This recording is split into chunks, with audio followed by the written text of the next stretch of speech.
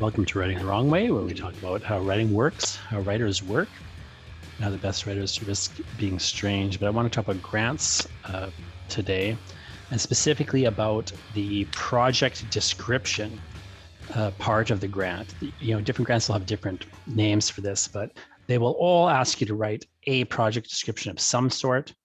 In other words, what do you plan to do with this grant? What's your project that you're asking the granting body to support?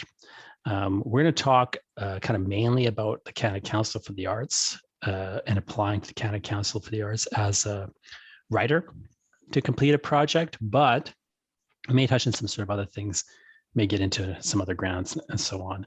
But really what we're going to talk about here for the specific example, the Canada Council for the Arts, is in some way cross-applicable when you're applying for other types of grants. It even is, in many ways, some of the skills you'd use applying for, say, a scholarship to do some particular research or something. We're not going to get into that, but just so you know, this project description, it does sort of form the core of the grant, even though there's other elements of the grant. And I've got Lyndon Radchenka here again, kind of helping go through this idea. Lyndon has himself gotten some grants, and is sort of going to be sort of the stand-in for a person who hasn't gotten a grant, but does have knowledge of grants and can kind of contribute to this discussion as well. But I'm going to kind of put Lyndon more in the role of a questioner, broadly speaking. So Lyndon, what do you think is, from the point of view of a person who's never gotten a Canada Council grant, say, but maybe is eligible for one and is interested in applying, what questions do you think they typically have about the project description? When you started doing grants, what was the sort of big question mark in your head? I mean, the first question that I asked was, where do I even start with this? Because the Canada Council project description asks you to describe the project. If I'm going to get right into the application, it asks you to describe the project, explain the inspiration for your project, and why you wish to undertake it at this time. And usually they give you about 750 words, which is both not a lot of words and entirely too many words. So I always found, or I think the best way to look at this sort of project or part of the project is to try and figure out exactly what it is they're looking for in the project description, whether that's by looking at the assessment or by trying to really understand what those prompts mean. Well, this is my complaint, honestly, about the Canada Council for the Arts grant application process, is that it has exactly those words that you just read, just meant to explain to a person what a project description should be. And this is where I see almost everybody making the same mistake when they start writing these grants. So just to read it again, this is what the CCA says they want in your project description. So not to point fingers at the CCA, but if you are listening, people from the CCA, this is the problem that everybody runs into. And I'll just break it down for you a little bit here, Lyndon. So the CCA says, describe your project, right? Project description, that part seems to make sense. Explain the inspiration for your project or why you wish to undertake it at this time. Now, what they mean is not what almost everybody does. I almost see everybody do the same thing, which is they take it literally and they explain the inspiration for their project, where they got the idea. I got the idea for this novel when I was walking down the street and I saw a dog and the dog seemed overheated. And I thought to myself, what if I lived in a world where dogs, walked people? And how would people like that? This is the sort of thing. I mean, I'm going too far with it, but the idea origin is often how people understand the word inspiration here. And the idea origin is not what the CCA wants you to explain or describe. The other part of this thing is they say or. They do not mean or. They mean and. Because the second part of this is the most important aspect, why you wish to undertake it at this time. Now, I just need to back it up a little bit. And beyond the project description on the macro level of how somebody is going to assess this grant. So when the jury gets put in a room, it's very important for you as a writer of a grant to understand this. When the jury gets put in the room, before they look at your grant, they are told the following. And this is information that is available on the Canada Council's website. It's not secret. They're told the following. How are, somewhere in the guidelines, it has information on the assessment. And this is sort of what they say about assessment. How are decisions made? So this is the answer the Canada Council in the past has been very mystifying about this. One of the great things the Canada Council has done recently is they've made it clear how assessments are done. So, if you are applying, in this case, we're talking specifically about applying to the research and creation component of the Explore and Create stream, okay? Now, I don't want to get into the weeds what that means, but I'm talking about projects where you're a writer, you're trying to write something, okay? And that's what you're applying to do. So you've got a project like a novel, you've got a project like a poetry collection, maybe you're trying to write a play or whatever it is, you're a writer writing something. This might also apply to you if you're an artist, trying to make a sculpture or something, but it's that kind of project, okay? You're creating a thing and you are applying to this particular component, which is the research and creation component of the Explore and Create stream, okay? If you are doing that, then they assess you on 3 things. Artistic merit, which is 50% of the assessment score. So the jury has to give you a score, like as a group, individually and as a group, they end up scoring the artistic merit of your project. And that's worth 50% of your total score. And you must score a minimum of 35 out of 50, or your application is automatically rejected. So even though it's only 50%, if you don't score 35, it's an automatic rejection here on this particular criteria. Now, the reason I point out what stream we're talking about and everything is that a different stream would still be scoring your artistic merit, but it might assess it at a different weighting.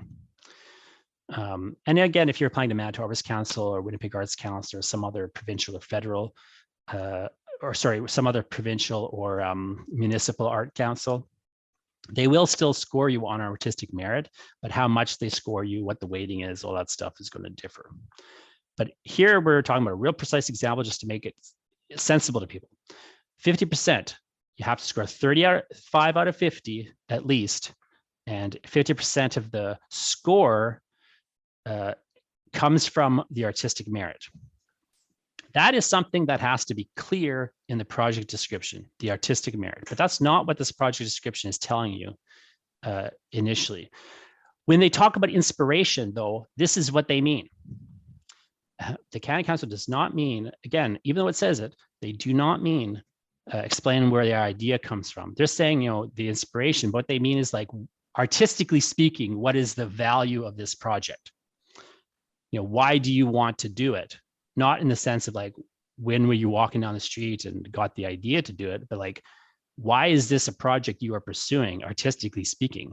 They mean to talk about it in artist terms, but they're sort of unfortunately using a term that artists use differently. Artists talk about inspiration, like where they got the idea for something. Canada Council means, what is the artistic merit of this project? Why do you want to do it? And so you need to be talking in this project description about like the thematic significance of this project. Its artistic validity in your field relative to other projects.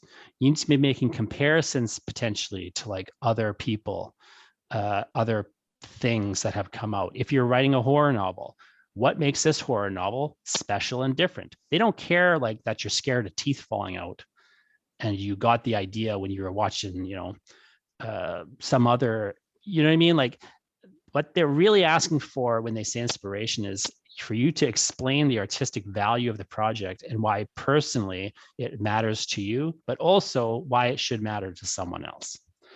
But it's framed in such a way that what I find is that almost always people will make the mistake of explaining just the personal value that it has to them and not the artistic value or the wider cultural significance of what they're trying to do, which, is more what they're trying to get you to get at here. The other two assessment criteria that come into play here are impact and feasibility. So there's three criteria for Canada Council. And again, all grants will usually have some version of this. It's artistic merit, which is the biggest one, usually. Certainly in this case, it's 50%.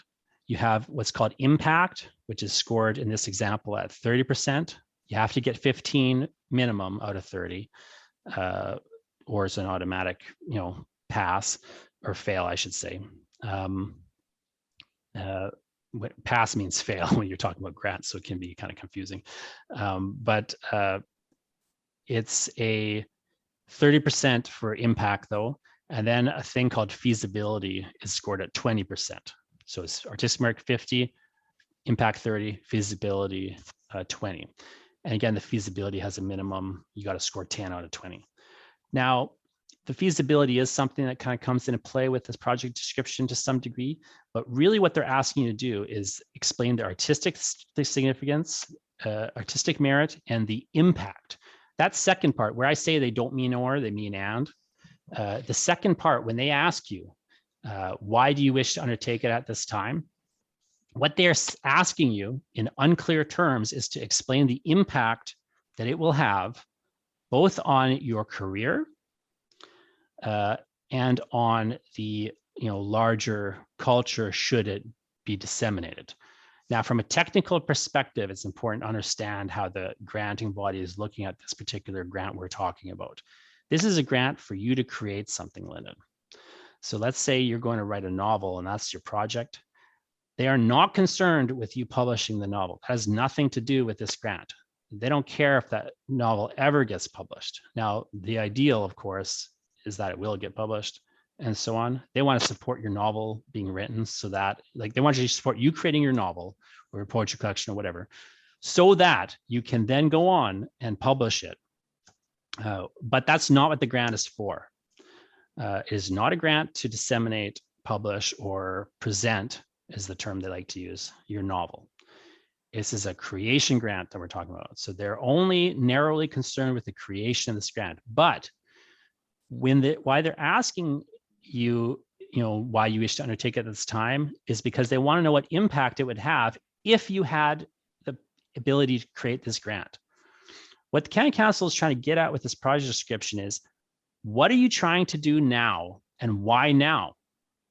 Why should we support you creating this thing? Not just in the artistic terms of what value does it have artistically, although that is important, it's worth half your score, but also in the terms of you, a creator, coming to us, the Canada Council of the Arts, and asking for money to create something. Why should we, what difference does it make that this thing is created? If you had your novel written, what would it matter? Both in cultural terms and artistic terms, right? What's this novel about? What's this value, relative to other novels in the world? And so where are you feeling a gap, right? That maybe is missing. Why should we support you writing this novel versus someone else? What's so special about your horror novel where, people are having their teeth pulled out? And why can't somebody else write that novel? Hasn't somebody else written that novel, etc.? These are questions you have to kind of be thinking about and answering the project description. And that's when they say inspiration. That's what they mean. What is unique and original about your idea? Why should we support it? What does it matter to the wider culture? But also, what's the impact on your career? If you had a novel, is this like your 20th novel? You're just writing another novel? Or is this going to be your first novel? Do you see where I'm going with this? If I had a novel done, this is sort of the idea that you want to be getting across. If this novel was done, instead of being a thing I'm just proposing to do, it would make a massive amount of difference. I would be able to send it to an agent and maybe get an agent, which I don't have right now. I would be able to send it to a publisher and maybe get a novel published, which, I've got no novels published yet. I publish a lot of short stories, maybe. but I don't want to just be writing short stories forever. My goal as a writer is to move into novels, or maybe I have been doing romance novels, but I want to move into horror novels, and I need some support for that because it doesn't really fit in my day, due to my business being about romance novels. You know what I mean? Like it's about getting across to them in the project description. There's three things you need to get across them. The third, of course, being feasibility, which we can get into. But again, mostly what this project description is about is explaining the artistic merit of your idea. So what your idea is in a clear way, which is often a mistake people make, is they're not clear about what they're even proposing to do. What the value artistically, the artistic merit of that project you're proposing to do is, and also what the impact of having it completed would be. This project description is really you trying to explain to a jury and a series of jury members, really, in this case, here's my vision for the future when I'm done this book, this project, which is usually a book for a writer, but it doesn't have to be. But like, if this thing was done that I'm proposing to do, it would look like this, it would, taste like this, you know what I mean? Like it would have this artistic merit, and it would have this sort of impact on my career. It would unlock these doors for me. And, incidentally, also, it would be a good thing to have in the world because not a lot of people are doing this kind of thing right now. That's why I can't get a big advance to do it. And I'm asking you, the Canada Council. Does that make sense? It does make sense. And while you were explaining all of that, I pulled up and have been taking a look at a couple of the successful Canada Council applications that I've had, just to see what my own project descriptions look like. And the one that sort of more traditionally falls into how you've laid it out, I separated my project description into three sort of main sections. And that was, I spent a paragraph or two briefly talking on a conceptual level about the inspiration behind the story. I spent part of the description describing what the story actually is, sort of showing how the story displays that in the inspiration. And then I spent the last part of that project description explaining what about how we were presenting the story made it special or made it unique. And I had saved a lot of my how it will impact my professional career into a later part of the application, in the artistic risk section of the application. But that would have been the right place to put it also, to explain exactly how presenting the project in that way would forward me in my career. So it makes complete sense what you're saying, and it's consistent with my own successful applications in the past. Well, here's the other thing, just sort of bring it back. So what we're focusing on here is a project description, but it is worth remembering you've got other areas of this application. The whole application is hitting on these three things. And again, Yes. You're spending most of your time on artistic merit and impact, some time on feasibility, but each section is going to be kind of differently weighted and so on. This project description is primarily a place you want to talk about artistic merit. Again, they use the word inspiration, and you're saying, you did spend some time on that. My wager, and you can tell me if I'm right or wrong here, but my wager is that when you were talking about inspiration, if you had a successful application, you probably did it in the correct manner, which, you might have squeaked by, but my guess is you did the smart thing, which is you talked about how you compared it to existing works and explained how you were filling a gap here with this idea. I haven't really seen something like this. And I noticed there was this gap, where people weren't really doing this. And I thought, wouldn't it be great if somebody did this kind of thing and put this twist? You know what I mean? I'm guessing that's sort of what you were doing, right? The second half of that part of my project description specifically says, while many books ask the question X, many do not ask the question Y. And this is what we want to explore. Right. And so that's the sort of thing that is worth framing maybe in a discussion of where the idea came from. But the part that matters isn't the literal like explanation of where And they I got this didn't spend idea. very much time on that section. It was just a way as a primer of explaining the actual project. Yeah, it sometimes can be useful to you to explain when you're writing these project descriptions. It's sometimes useful to talk about, sort of tell real quick in a sentence or whatever, tell this kind of story of where you got the idea. But that's just a rhetorical device to make it readable and interesting. The meat of it, like the value of the description is in getting as fast as possible to this artistic merit and the impact. To some degree, you may discuss the feasibility. I think it's good. It's good to do all three of those things as much as possible wherever you can in the application. But feasibility is worth kind of less in terms of scoring. And it's something that can usually be dispensed with very quickly. Like if you've written, like for example, one way to address feasibility in a project description is just while you're talking about the impact. So if you say something like this, I've published a bunch of short stories in different literary journals, but I haven't yet, produced a novel. So in that scenario, you're explaining the feasibility, even though you're not saying it directly. You're explaining like, I could write a novel because I've proven I can write short stories and publish them. So it's not unreasonable to think like it's feasible for me to write a novel at this point and think it could be a publishable novel. Like you're explaining the feasibility by bringing up your history there, and how this is sort of the next thing. Really, you're focusing on impact. It would be the next step for my career is to have a novel, blah, blah, blah. And artistic development for me, I want to stretch and move into a novel form and do something longer, et cetera, et cetera. If that's, kind of the thing you're doing.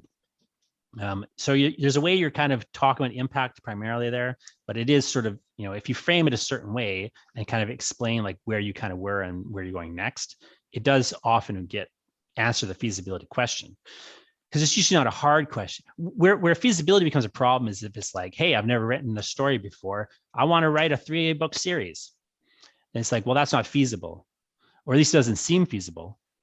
But if you say like, I'm a professional screenwriter who's written, 10 movies and I've never written a novel, but I think it seems like I could just jump to writing novels. That's feasible. Yeah, it seems as though feasibility really comes down. The strongest way to prove feasibility is through past performance. So if you've never written a novel and you want to get funding to write a novel, the easiest way might be to have, say, 3 chapters of this novel done and say, look, I've done a chunk of this book. I need funding to finish the rest of this book. The other way that you can easily prove feasibility, and this one is not as easy or as reliant on you, is if you come to them and say, I have a publisher that's interested in this, or I've had discussions with the publisher and they want to support this, but I need to actually make the book. That I find really increases the feasibility. But again, that's not necessarily something you can rely on. I did do that, yes. I did that recently too with our Eye Collector comic. We had gotten a series of grants to do the first 5 issues of it. Then I went back to the granting bodies later and said, hey, we did what we said we would do. And not only, hey, thanks for supporting this book, we got it picked up by Heavy Metal, the world's premier, publisher of horror fantasy. And, now we want to make more of it, and Heavy Metal will publish more. They're not paying us because we own everything, and we literally refuse their money so that we could continue owning everything. So that's why I'm coming back to you, Council, asking for money. So like that's sensible and it's feasible, right? It explains why I'm not getting money from Heavy Metal. It explains why I need money from them. It explains that, it's feasible. It's not just like I've written 5 issues and I want to write 7 more for fun. I've placed the 5 issues. I have a publisher for these extra 7. You know what I mean? You get into the feasibility now. Before I did this, though, it's worth pointing out, it was very hard for me to explain the feasibility. And I got a couple of grants rejected because I had never written a comic before. I'd written a bunch of other stuff. And so it wasn't totally unreasonable for me to think I could write a comic, you know what I mean? But I had got, I was getting rejected just showing them scripts because people can't look at a script and imagine what it would look like. So I had to spend my money buying pages and showing people like, look, the scripts do become good pages. And then, they started to get it. So the feasibility in that case, it's worth pointing out, I was going nowhere in the project description trying to explain feasibility. I had to spend money and buy pages and show them, no, look, this script can become a good comic page. It is feasible for me to do this. So that was something I had to handle outside of the project description in the artistic support materials. Sometimes you can handle it in project description, but really the impact and the artistic merit are the things that you are tackling in the project description. Well, I think this is an important time too, while we're talking about the Eye Collector, because it's quite a strange comic, and we're talking about feasibility. And I think it's important that we talk about how feasibility doesn't necessarily mean commercial ability. No, in fact, if you're applying for an arts council, it's almost a strength that you are applying with a non-commercial project. They don't really have the same, it used to be, Lyndon, that arts bodies and literary publishing, as in broad strokes, was very against genre work. And you could not get a grant to write a science fiction novel, and could not get, a literary like Penguin to publish science fiction novel, for example. It just was not what they did. And it was considered commercial. Publishing is a weird world. So without getting too far into the complexities of it, let's just say nowadays it is acceptable for literary publishers to publish genre work, presuming it has a certain level of stylistic quality. And it is accepted by grants organizations that commercial work could be artistically valid and have artistic merit. You can write a horror novel with artistic merit.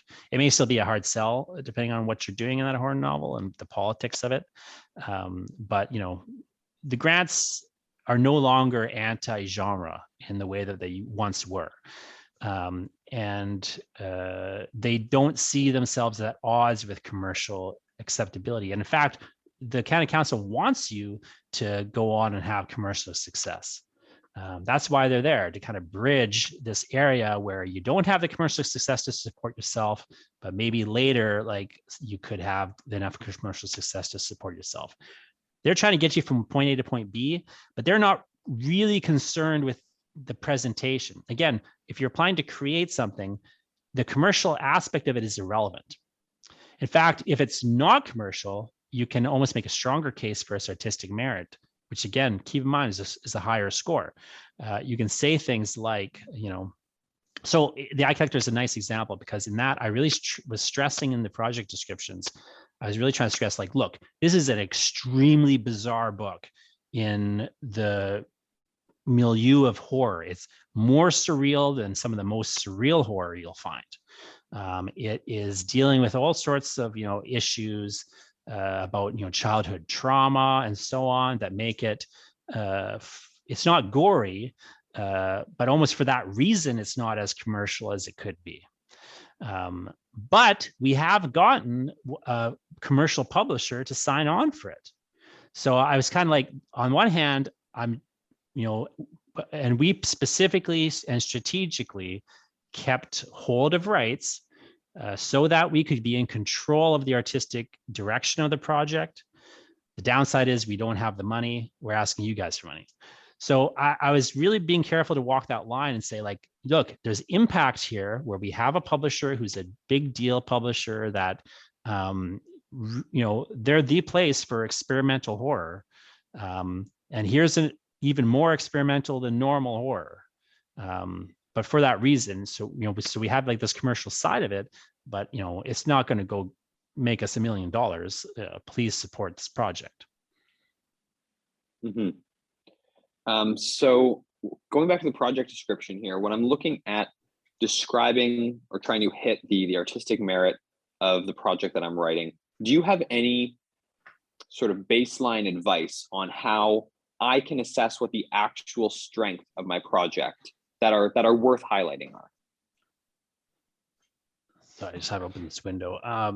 So just a quick pause here. I may have to ditch you and go get my kid off the bus. So, but let me just quickly deal with that. Or actually, let's come back another time and deal with that particular question, because I'm going to have to give Sure. him like 5 minutes, it looks like. Okay, that's fine. And actually, well, let me just see if I can answer that question. Like, so I don't know. Do you think that is there like an important follow-up to that or not? No, I think that this is sort of a wrap-up Okay, overview so of when I tackle my project description, how do I know what the best things to talk about are?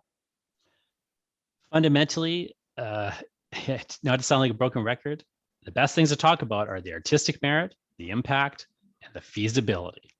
And it Okay. really helps if you have a project that like the ideal project to propose to a granting body is, also the ideal project for a person to be doing something that stretches you artistically, but isn't so far off base what you've already been doing that it seems, a strange idea to pursue. Something that is going to have a career impact, so take you into a new space perhaps, or expand your practice in a significant way, but not so far that it sounds like something you're not ready to do. And it also very much helps if in some way you can tie it to the wider culture by making an argument that this is also is going to contribute to the culture of the arts in Canada. So something I often will point out in my grant applications is that, a lot of people are writing experimental poetry in Canada. Almost nobody is doing experimental fiction anymore, like they used to do in Canada. Canada's rich tradition of experimental fiction, almost nobody is pursued and carried that on. I'm interested in pursuing experimental fiction, but marrying it with genre commercial tropes and kind of having a blend of the best of both worlds. And this way I'm trying to bring Canadian literature. I'm trying to expand a trajectory or a tradition in Canadian literature and develop a tradition that people have kind of left to just evaporate. But also I'm trying to, make the mainstream a bit more interesting by doing something unconventional in these genres. So that's just how I do it. But like something like that, where you're showing how you're stretching, you're showing how you're not stretching too far, but you're also doing something that is sort of has some impact and some value outside of yourself and really is helping make the Canadian cultural milieu a more interesting place. Great. Yeah. Great. Well, thanks for talking to me, Lyndon, and about project descriptions. We'll talk some more about grants and some other podcasts here. And until then, keep writing the wrong way.